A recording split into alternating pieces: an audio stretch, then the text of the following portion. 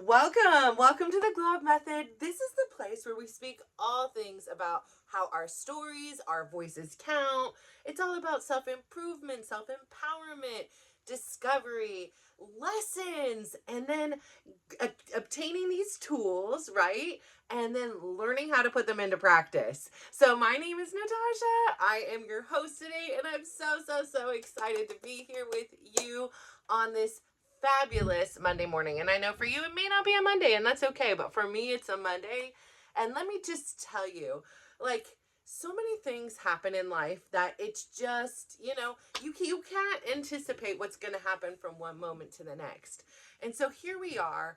And again, we've talked a lot about a lot of things, right? Life is filled with these, losses and gains. But really, I was thinking about this concept that truly there are no losses, but there are a lot of lessons. And this was ultra evident this weekend because my son had lost 25 weeks of being able to actively play sports. Not only did he just lose it, right, but he also needed surgery. He was in excruciating pain. His leg was double if not triple the size it was supposed to be. He was unable to stand on it for months. He was, just all these things, like everything of your normal world was changed like that, right? And there's nothing wrong with, like, if he wanted to sit in bed and be depressed and be upset about it, 0%, zero wrong with that, right? Like, this is your journey. That's his journey, how he copes, how he manages it. And even if it's a day-to-day thing, I mean, there were days that he laid in bed and slept almost all day. And yeah, I'm not a clinical psychologist here or anything like that, but I'm sure there were things. But there were also days that he was super uplifted. He woke up super early in the morning.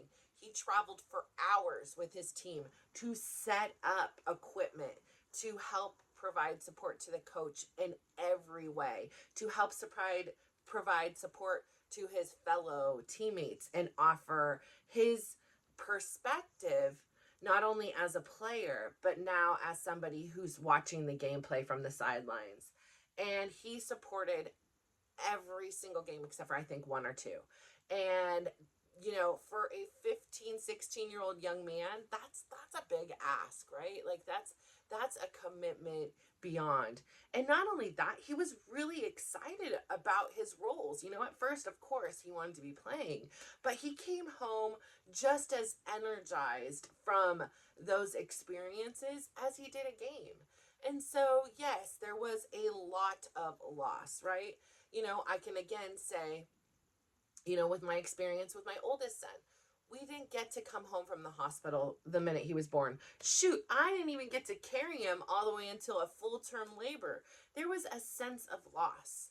There was a huge loss, right? I was anticipating about 10 more weeks of him in my stomach. I was anticipating being able to have a nursery ready. I was anticipating a baby shower. I was expecting and hoping for a healthy baby with 10 fingers and 10 toes and a heart that was complete. And just sometimes we can do everything right. Like I said, I went to the doctors, I took my prenatal pills. I did everything that was right. So it seemed, but yet it didn't work out, right? It wasn't exactly as we expected. My son, before he played his soccer games, he did everything right. He warmed up, he was playing, he was having a good time. He did everything right. And just because you're doing everything right, it doesn't mean everything's going to go right or as planned. And I know, like, those challenges are really difficult, right? We don't want to be having a challenge. Like, I'd much rather be sitting on a beach with a cocktail, somebody feeding me grapes and fanning me, right? Than being like, here we go, we're in the trenches. Here's another challenge to overcome. No, like, yeah, of course. I know that they're pivotal for the makeup of who I am as a person, who then is a small makeup of who I am in this community, in this world, in this universe, whatever you want to call it. And the day we're born, the lesson begins. And again, like I say, there are so many highs and lows and everything in between. And a lot of time, those challenging things really get like all the attention, right? They're like the naughty kid in class. All the good kids are sitting there behaving and doing what they're supposed to be doing. And yet this naughty kid over here is getting all the attention. They're the one who's causing us to lose our recess. And, it's kind of frustrating. But here's the thing is, this morning I was thinking about, I've been a personal challenge of mine, right? Like I again woke up and I have this pain in my back and I don't know what it is, my hip, my back, my butt. I don't know what it is. I don't know where it is. And none of the doctors can officially tell me where it is either.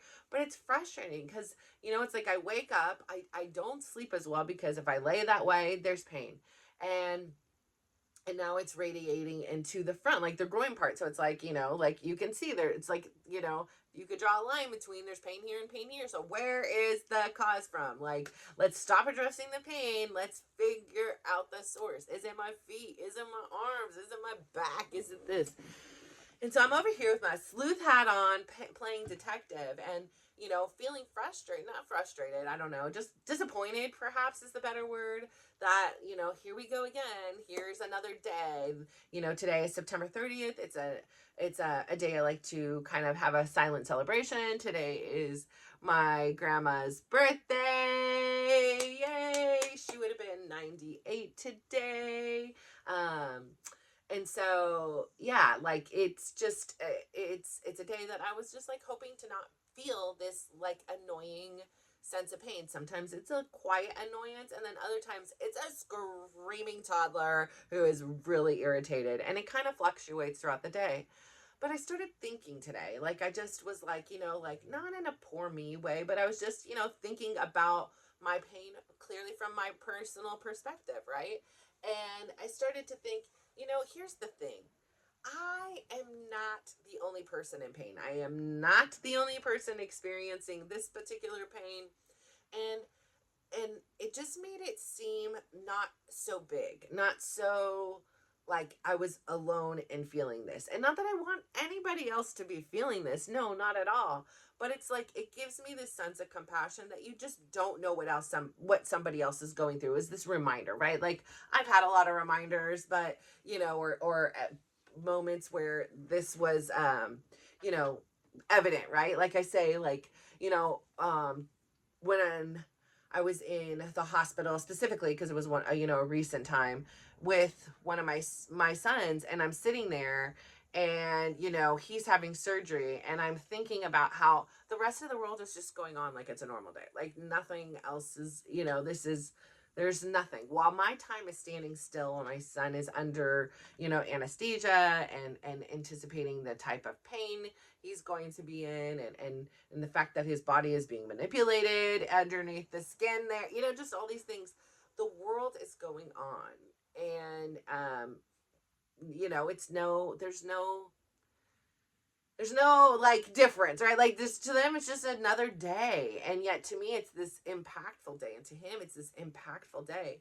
And so it just gives me this awareness. I was thinking about it, having a quiet moment watching soccer again, because not only was this the first time I was watching my son play in 25 weeks, this was also the last time I was going to watch another player who is not a son, of course, but is somebody that I adore. And it's the first time back on the field and not watching the young man who is currently in the hospital because he has a severe neck injury that impacted the nerve, so he has very limited mobility of his body. And so I'm thinking of these three young men of I think we only had 18 kids on our roster last year. And then I went on to think there's another young man who's healing from his second knee surgery, so he's not there, and another young man who broke his foot, and so he's healing from his foot, another young man who rolled his ankle and he's on the bench, and another one who hurt his ankle and he's on the bench. So I'm thinking about all these young men. And I was specifically thinking about the young man, obviously, with the most critical and the most severe physical situation of them all, right, at this moment. Who knows what technology and miracles and everything else have in store for this young man? But all I know is where he is today. And where he is today is there's very limited mobility. And so, I think to myself, and I've said this here before, like as I'm sitting there, I'm like, it's just so weird to me that somewhere, some way, in like another world, and if just one second thing didn't happen, he would be out here on the field running around and playing. And it's just not that way. And we have to cope with that, right? We don't want it to be that way. We would rather, and in the moments we don't see what the future holds. We don't see what the lesson is necessarily. We don't see how it's preparing us for something else bigger. But it's really easy to focus on the loss instead of the lesson because it's so hurtful. It's so confusing. It's so, why me? Like just what the heck? Like what's going on? And again, like there were times during my second son's surgery and his healing, and I was like, I feel, and I know I expressed it on here, I feel like I am under extreme pressure. Like I don't physically know how much more I can take. And again, had it not been for all those traumatic, situations before, the heart surgeries, the cancer, the brain surgeries, the hernia surgeries, all the other things that I've supported people through and been through, and my own personal things and the advocacy, like had it not been all for those things, I would have definitely cracked because it's just sometimes way too much. And see, again, I'm having to like adapt to my environment here. It's just so much for one person sometimes to take certain things. And there are days that in those lessons, I felt really, really stressed and overwhelmed. But what I have learned through the process is so many lessons to where my stress level was more managed. It was more controlled. It had more outlets for peace. I'm telling you, again, I've never was not a person who meditated throughout their life. It was always something that I'm like, sure, yeah, I'd like it. Like it sounds like this like mystical unicorn thing, and you hear these wise people talk and how their meditation is a part of their non-negotiable. And I would try it, and it was like trying a diet or trying a food I just hadn't acquired a palate for, and it was like, yeah, I mean, it's fine, like it's good, like but then again, it put all this pressure. It was like having a mirror into my mind, and I can see that I was just unable to silence. It was just so many things were rapid fire coming through my mind, and the minute it would settle in silence, the next thing you know, there was 10 more things creeping up in there and that I was thinking about that oftentimes had nothing to do with me. It was like somebody else or somebody else's schedule, or did I call this? Like it was like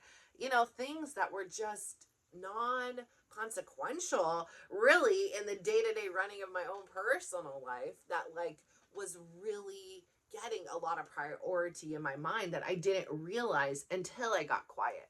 So yeah, when you start that meditation process, please like stick with it. It is the same thing as starting a walking regimen. It is the same thing as starting anything. It's hard. And don't try to sit here and do no 20-minute, 30-minute meditation. Again, that's me, old me. A lot of times it was like, I'm going bigger, I'm going home. Like, we're not just meditating. We are like literally in this. And, I'm going to have the proper meditation outfit. I'm going to have the proper meditation tools. I'm going to, everything ready. Instead of just freaking doing it, I've sat here, made every excuse. Oh, I can't meditate. I don't have a place to do it. Oh, I don't have a yoga mat. Need to get a yoga mat in order to meditate. No, nobody needs no damn yoga mat to meditate. Like, yes, great. If you have one, great. If you don't, like, we put these weird rules on ourselves that like literally don't apply to anything. And these rules and these stories we're telling ourselves, they're holding us back instead of just going for it and just doing it and adapting as you go, right? Like, of course. And there's some days when my brain is still, like my uncle would call it like monkey brain. It was just, there's things coming in and out. And there are other times that I'm like, I could sit here in nothingness for hours and just and be in this total place that's unexplicable to anybody else. It's only my experience. And so I say this to say, like, when we are changing our lives, when we're changing the stories we're telling ourselves, when we are showing up differently, we have these opportunities to integrate these new tools and philosophies into our life. And again, none of these things I'm just making up. These things are as old as time. People have been doing them for centuries and centuries with success. And I think the thing that's most important is, again, it's this holistic approach.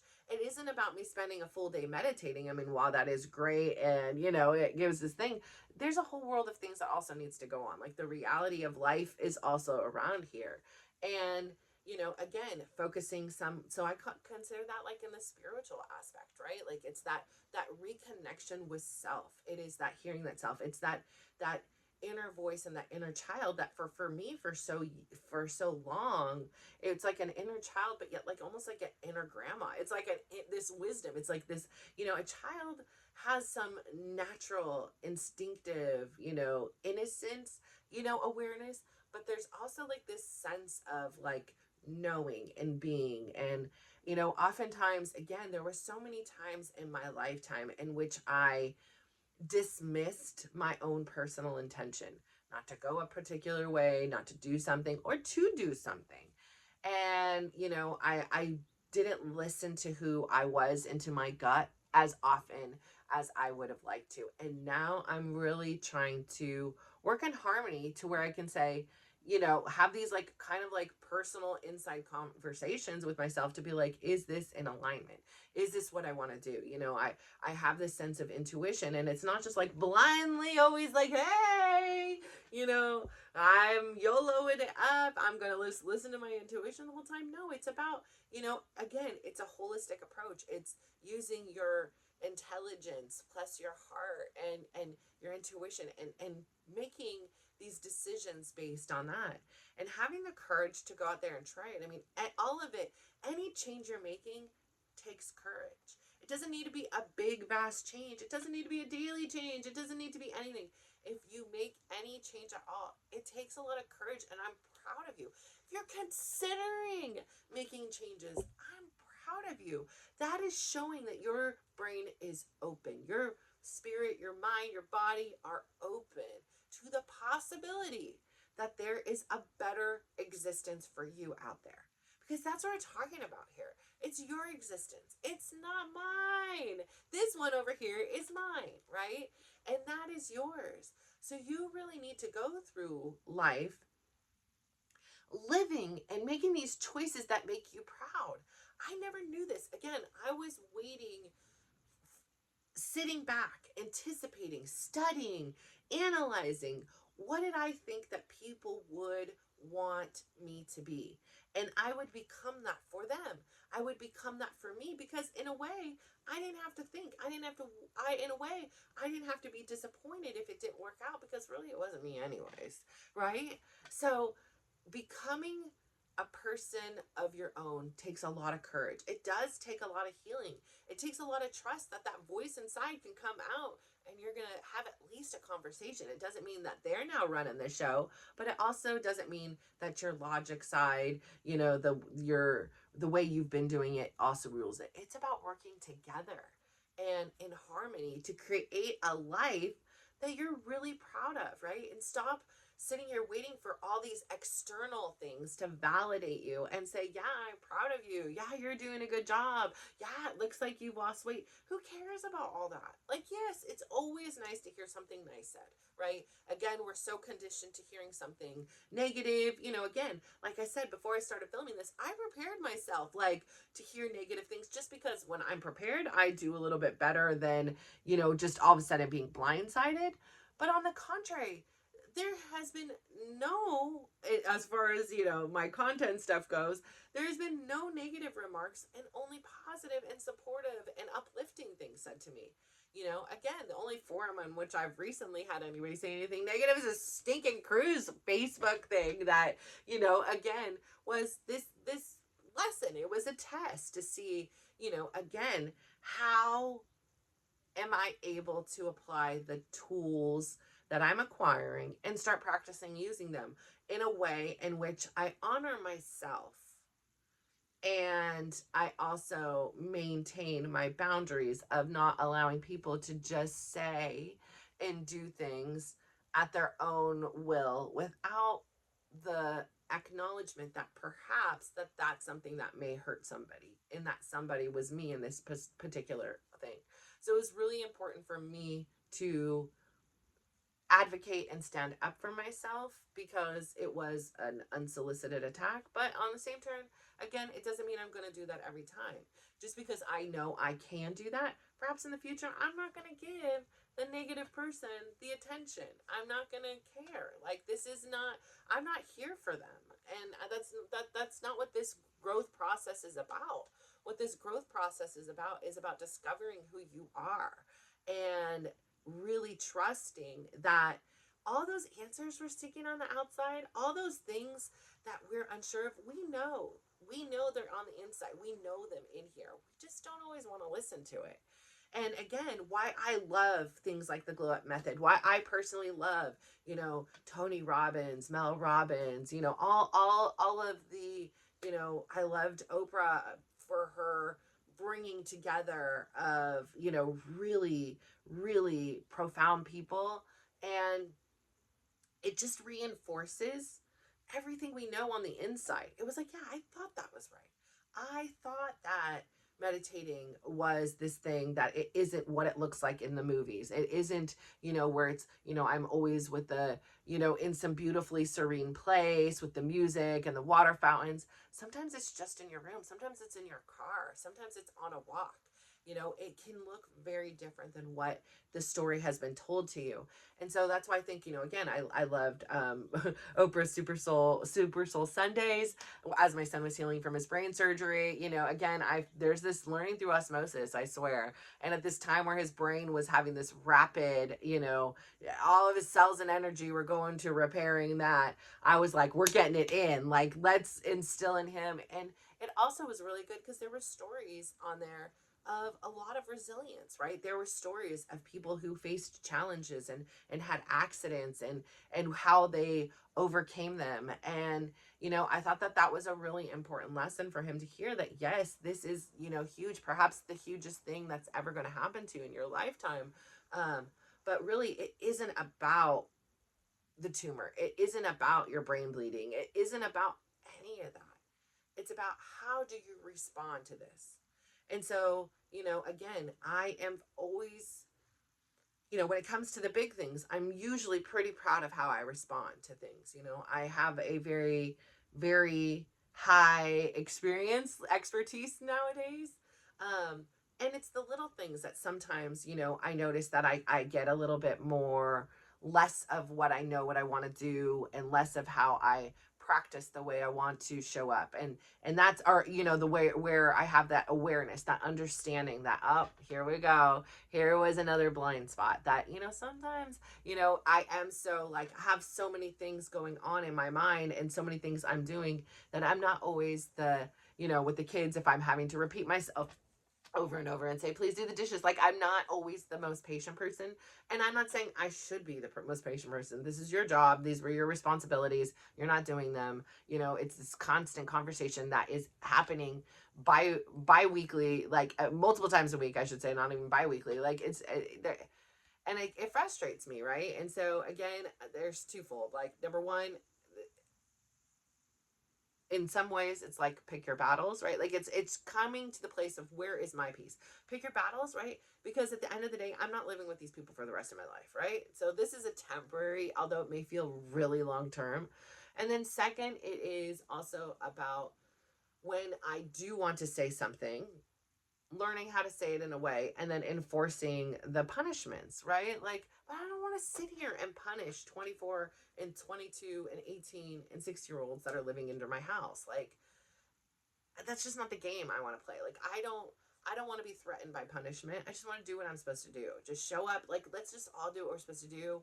And like, this thing runs smoothly. It's not like, let me see what I can get away with. Let me just prioritize myself. Again, I could go on about that conversation because it's still like, it's still a lesson I'm learning, and figuring out how to navigate in which it feels right for me. And so sometimes, I'm a little bit shorter, and, I'm frustrated. So I don't respond necessarily in the way I would want to respond. And so that's a work in process, right? There's a lot of things. There's things that I have, projects that are piling up, and really managing my time. And I say, well, I do have time, right? Like there's times in which I'm not doing things, or maybe I need to, like, especially with this injury going on right now, like maybe I need to hone back my steps a little bit. Maybe I need to be as gentle as I possibly can with my body. Just let it calm down, let it do its personal, like, meditation, its healing, its rest. I haven't taken a rest day in years. Well, I did technically in my when I was away, but like I still was dancing, I still was walking, I still was doing a lot of stuff. So um it's figuring it out and working together. Yes, there's a loss. I could be going to a dance class this morning because my instructor's teaching, and if I wasn't injured, I probably would have hopped in the car and went. But I need to also be cognizant that something else is going on. And in order to thrive in the future, I need to make some sacrifices in the today. And that today's sacrifice, that loss, is I need to take it easy. I need to really nurture my body and try to figure out what is going on and address that and support that and understand it might not be overnight. Some injuries take 25 weeks to heal. Some take 25 hours. Some may take 25 years. So I have a unique perspective, and I'm super, super, super grateful for where I am today. I am so glad that I took that chance on January the 10th, 2024, and said, frick it. Like, there's never going to be a perfect condition. Never, right? Like, people always delay having kids, buying the house, getting the car, getting, the new job, moving, whatever it is. We're all waiting for these perfect conditions. Well, guess what? They're not coming. And even if it seems perfect on the surface, you never know what's in store behind it. So I'm so glad I sat down in this stinking chair on January 10th, 2024, and said, frick it, let's just record as it is on my Apple iPhone that's old, and in my room with my purple walls. And guess what? My hair is a hot mess. Like, I didn't care, and I still don't care. What I care about is connecting with you. What I care about is sharing the stories and my unique perspective, and all in the hopes that maybe something clicks and it says, oh, I could just start small. I can start today. Like, I don't need all this stuff that the world has conditioned me to believe I need in order to just show up. Like, it's okay to go to school without all the number 2 pencils and the binder and the pencil case and the backpack. Just go. Like, honestly, if the choice is between going with fully equipped and ready to rock on day one, and the option to just go, just freaking go. Yeah, you may not be at the level playing field as somebody else. It may be a little bit tougher of a journey, but hell, you're taking the freaking journey. And that's what matters. It's not about freaking getting an A so somebody else can give you the approval and somebody else can say, okay, now you're good enough to come to my college. No, it's not about that. It's about learning. And if we put our attention back to what we are gaining and not what we need to do to be accepted or allowed into a place, then we shift our priority in our mind. It's not about keeping up and looking around. Is my binder good enough? Is this the right binder paper? You are there. It is right. It is good enough. And we have it twisted that we need to have everything in a certain way. And I get it. It's a job. It's a business. A school is still a business, and they need to make money, and they need to have, testing and requirements. But at the end of the day, it's about the lessons learned. The person coming in with not as much stuff and the wrong things, or maybe heck, nothing at all, maybe more interested in coming there and actually learning the material than the person who is overly prepared and doesn't want to be there. So I say all this to say thank you so much for tuning into me today. I am loving it. I appreciate you. I am so grateful for the time that you are spending with me. So please go out there today. Give somebody a big smile. give them a compliment, and just watch how they glow up. So thank you.